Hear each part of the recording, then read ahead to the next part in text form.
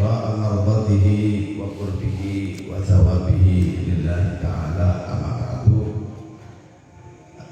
Menerangkan pengajian sedikit tentang masalah kelanjutan daripada masalah berwudu tentang kaifiyah mashur ra's wal udhun, bagaimana cara membasuh kepala dan telinga yang benar sesuai dengan versinya Nabi Muhammad SAW. Wa an Abdullah bin Zaid bin Asim al-Mazini al-Ansari radhiyallahu anhuma fi sifati wudu'in Nabi sallallahu alaihi wasallam qala thumma masaha ra'sahu bi yadihi fa'aqbala bihima wa adbar bada'a bi muqaddami ra'sihi hatta dhahaba bihi ila dhafah thumma raddahuma ila al-makan alladhi bada'a minhu muttafaqun alaih ma'a baqiyatil jamaah. Hadis riwayat Abdullah bin Zaid bin Asim. Abdullah bin Zaid bin Asim bahwasannya Nabi Shallallahu Alaihi Wasallam berwudu tatkala membasuh kepala, masaha ra'sahu biyadihi, membasuh kepalanya dengan tangannya beliau. Caranya bagaimana? Nah, beliau membasuh mulai depan sampai ke belakang. Nah, dan itu dimulai dari ujung rambut sampai ke tempat belakang tumbuhnya rambut. Nah, ini namanya ghafah kalau bahasa Arabnya. Nah, itulah yang dilakukan oleh Nabi Sallallahu Alaihi Wasallam, meletakkan tangannya dibasuh dari depan sampai ke belakang, lalu tsumma raddahuma ilal makan alladhi bada'a minhu, lalu dikembalikan lagi ke tempat yang pertama beliau membasuh. Saya kasih contoh. Nabi SAW itu kalau membasuh caranya begini, caranya tangannya begini. Saya kasih contoh. Beliau meletakkan, setelah tangannya dibasahi dengan air, beliau letakkan ini jempol. Beliau letakkan ada di sini. Di sini. Lalu tangannya beliau letakkan begini, tapi ada basah air ya. Letakkan di depan, diusap sampai ke belakang. Dari belakang beliau angkat lagi ke depan. Nah, begini. Jadi tangan kasih air, ini sempurnanya ini, lalu diangkat lagi. Nah, itu sempurnanya cara membasuh daripada kepala. Kalau begini sudah kena semua itu tadi. Kalau sudah begini kena semua itu, mulai dari ujung depan sampai ujung belakang, lalu dikembalikan lagi kena semua. Atau kalau paling sedikitnya berapa? Paling sedikitnya ya boleh dikasih air sedikit aja, tidak ada masalah.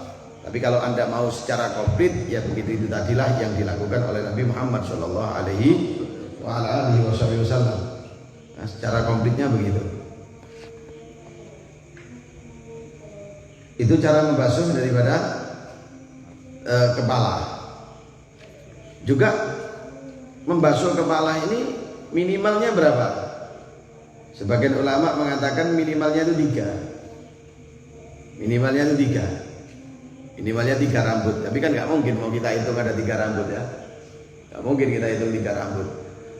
Kalau misalnya dia gondol nggak ada rambutnya, gondol nggak punya rambut, bagaimana caranya? Tetap dibasuh di bagian kepala, tetap dibasuh di bagian kepala, tetap gitu. Lah kalau rambutnya panjang bagaimana?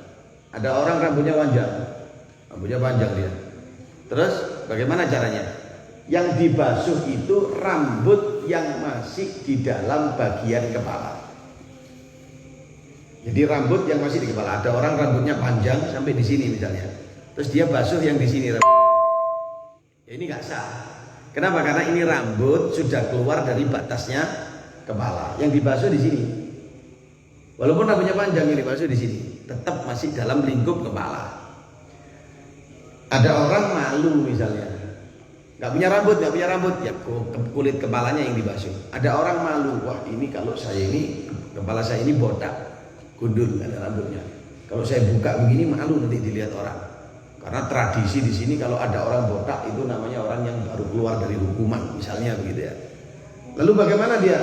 Dia pakai topi atau dia pakai kopiah. Bagaimana cara wudhunya waktu membasuh kepala? Boleh Anda basahi saja kopiahnya. Terus wajib sampai airnya terkena di kepala. Tapi kalau tadi topinya ini dari parasit, dari plastik, Anda siram seberapa nggak mungkin kena ke kepala. Ya sudah, itu namanya nggak sah. Wajib harus dikenakan. Jadi boleh membasuh kepalanya gini, pakai topinya gitu boleh. Tapi dengan syarat harus airnya sampai di kepala. Itu cara membasuhnya. Nah, membasuh kepala seperti itu. Hanya saja di sini di dalam hadis Nabi SAW itu menggabungkan keterangan hadis itu. Membasuh kepala itu digabung dengan membasuh telinga. Kenapa? Karena satu bagian dan ini adalah tempat yang sangat berdekatan. Tempat yang sangat berdekatan. Oleh karena itu, tatkala Nabi itu setelah membasuh daripada kepalanya, sebagian riwayat ini meriwayatkan tatkala Nabi selesai membasuh kepala, fa'adkhala isba'ai as-sabbahataini fi udhunih wa masaha bi ibhamai ala dhahiri udhunih wa bis sabbahataini batina udhunih. Akhraja Abu Dawud wan Nasa'i wa sahahahu Ibnu Khuzaimah.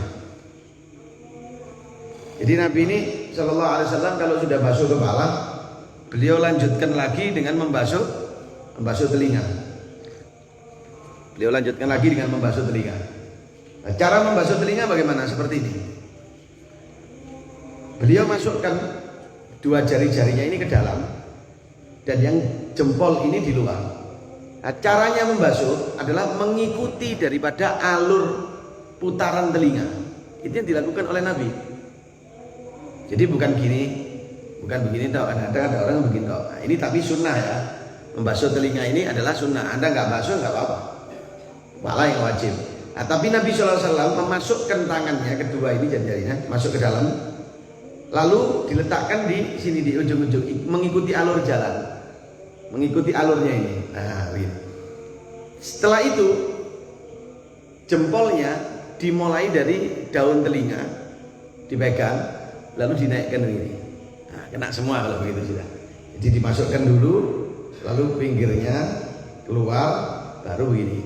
Ini dilakukan oleh Nabi Shallallahu Alaihi Wasallam tatkala beliau melakukan pembasuhan daripada telinga.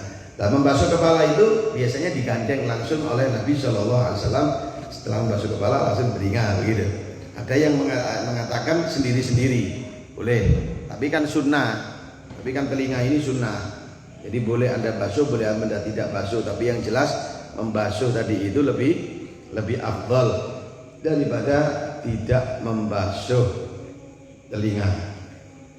Nah, kalau misalnya bagaimana Ustaz? Kalau misalnya telinganya cuma dibasahi di sini aja. Misalnya ada orang saya lihat itu kalau membasahi di sini aja. Bagaimana hukumnya? Sah, boleh. Kenapa? Karena ini sudah termasuk telinga, walaupun tidak komplit ya, walaupun secara kesunahan dia tidak mendapatkan kesunahan yang sempurna. Kalau mau sempurna tadi caranya seperti itu, dibasuh yang komplit. Dari hadis ini menunjukkan bahwasannya membasuh telinga itu sunnah. Kenapa kok sunnah? Ya, karena Rasul SAW kalau membasuh telinga itu menggabung dengan air yang digunakan untuk membasuh kepala. Jadi satu kali air toh. Ini sisa airnya langsung dipakai. Kalau ini tadi wajib, kalau ini wajib, pasti Rasulullah akan mengambil air lagi sendiri untuk memang murni membasuh telinga.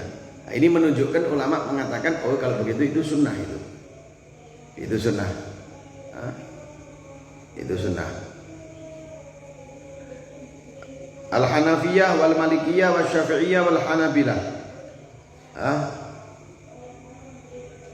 mengatakan madhab Imam Hanafi, madhab Maliki, madhab Syafi'i, madhab Hambali, membasuh telinga itu sunnah. Membasuh telinga itu sunnah. Sepakat sudah ulama kalau dalam membasuh telinga itu sunnah. Hanya perbedaannya di madhab Imam Malik. Imam Malik itu mengatakan ya memang sunnah, tapi kesunahan di Imam Malik itu lebih ada penekanan. Jadi kalau di Imam Syafi'i dan imam yang lain, misalnya Anda wudhu gitu ya, atau basuh telinga gitu, cuma digini-ginikan aja enggak apa-apa. Piur boleh. Tapi kalau madhabnya Imam Malik enggak boleh. Harus dipegang dan betul-betul ditekan, ada ditekan. Membasuh wajah juga begitu. Kalau kita kan ya enggak apa-apa, pokok roto, yang penting rata. Tapi kalau madhabnya Imam Malik nggak boleh, harus ditekan sedikit. Ada tekan. Basuh tangan juga begitu, ditekan. Nah, Imam Malik itu ada syarat ada syarat kalau wudhu harus agak ditekan, agak dipijat segitu. Nah, menurut madhab Imam Syafi'i, menekan atau agak memijat sedikit pada waktu berwudhu itu hukumnya sunnah. Menurut madhab kita mengikuti Imam Syafi'i. Nah, tapi kalau mau ikut cara Imam Malik, ya itu tadi tidak apa-apa, agak ditekan. Katanya Imam Malik, itu syarat satu wajibnya. Kalau menurut madhab Imam Syafi'i sunnah.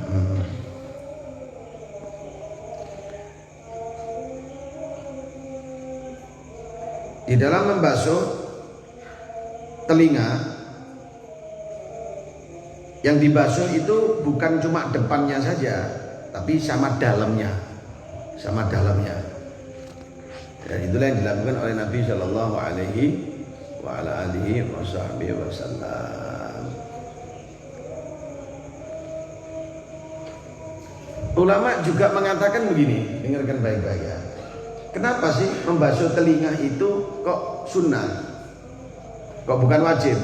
Salah satu alasannya para ulama adalah al-udunani minar roksi, karena dua telinga ini masih menempel di kawasan kepala. Jadi sudah dianggap kepala. Karena telinga ini dianggap kepala, jadi membasuh rambut di kepala itu sudah mencukupi daripada membasuh telinga. Maka itu membasuh telinga ini bukan wajib, hukumnya adalah sunnah. Tapi kalau kita ngajari anak kita ya sama sunnah-sunnahnya ya, kalau mau ngajari anak kita, biar mereka tahu caranya sunnahnya wudhu yang benar itu bagaimana. Cuma kalau kita keburu-buru, misalnya ada acara makelaran begitu, ya wudhunya wajib tok, tidak apa-apa. Tapi kalau ditambahi sunnah, biasanya biar cepat laku. Gitu ya. Karena kayaknya ada yang makelar-makelar dua belah pihak ini, kanan ada, kiri ada, Jamiatul Makelariyah namanya. Insya Allah. Nah, mungkin itu ya, karena kita mau tahlil, jadi saya tidak berpanjang, tapi insya Allah bisa dipahami. Kita akan jelaskan lagi kelanjutannya di pertemuan yang lain-lain lagi. Nah, kemarin ada pertanyaan kepada saya begini, Ustaz, bagaimana caranya biar sholat kita ini khusyuk? Kalau kamu kepingin sholatnya khusyuk, salah satunya adalah wudhunya harus khusyuk. Wudhunya harus. Kalau kita khusyuk di dalam wudhu, maka sholat kita akan khusyuk. Tapi kalau kita tidak khusyuk di dalam wudhu, ya berarti sholat kita nanti tidak bisa khusyuk. Karena salah satu potensi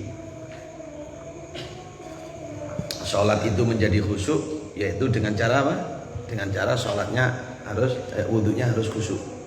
Maka itu kalau wudhu yang khusyuk, jangan wudhu sambil mainan, apalagi ciprat-cipratan air dibuang-buang, ini tidak boleh.